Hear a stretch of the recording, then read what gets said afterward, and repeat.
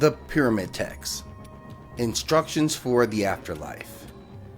The Pyramid Text compose a very important set of documents or inscriptions that are classified as sacred texts, coming to us from the Kemetic Egyptian culture along the Nile River Valley.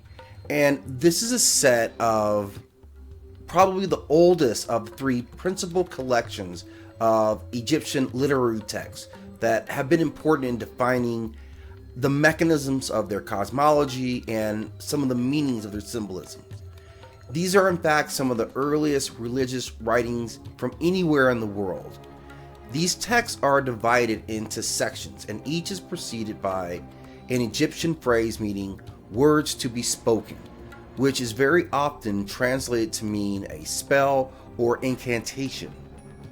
These incantations can be as short as a single sentence or contain many paragraphs. No illustrations accompany the pyramid texts themselves, although the ceilings of the royal burial chambers are usually decorated with the stars and constellations and protective creatures. These texts themselves appear to be adapted from a variety of different genres of writing, including hymns, lists of divine names and epitaphs, spells, from the type of magic used in daily life, and also the spells found in more complex rituals. The main purpose in assembling these texts and inscribing them inside the pyramid was to help the spirit to ascend to the celestial realm, where he would take his place or her place alongside the gods or the ancestors.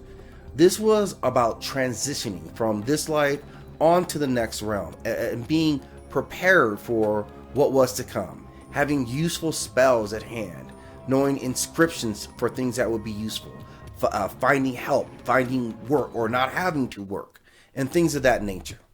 And there are roughly 200 deities that are mentioned in the pyramid text. Most are major deities known from cult temples and worship, such as the fertility god Men or the creator goddess Neith, but others such as snake gods and celestial fairies who help make up a very complex and well imagined realm of gods per the Kemetic belief system.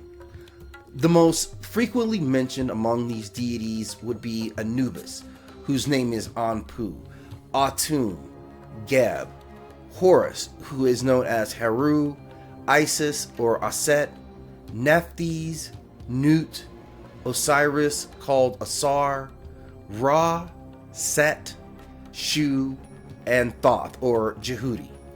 And these make up principally the deities who were the Enid of Heliopolis, the most venerated among those. And although the texts themselves are not composed in a collective narrative, as most mythology books are, they do contain within them various short mythologies and allusions to greater mythologies, and they take on the themes that were important in Egyptian mythology, such as the journey of the sun god and his solar bark in its nightly voyage, and the threat of the Apep demon who attempted to destroy him, and thus creation.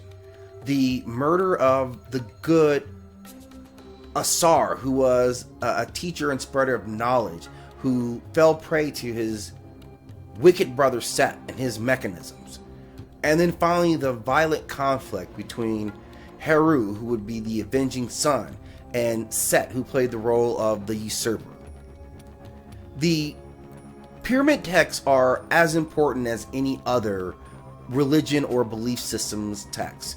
I would definitely classify these in the same category as the Rig Veda of the Indus Valley beliefs, the Prozetta of Norse Germanic beliefs, the Talmud of Jewish beliefs, and the Abrahamic Bible. Thank you again for joining us at Nine World Chronicles as we explore some of the threads that connect mythology and religion and ultimately people together.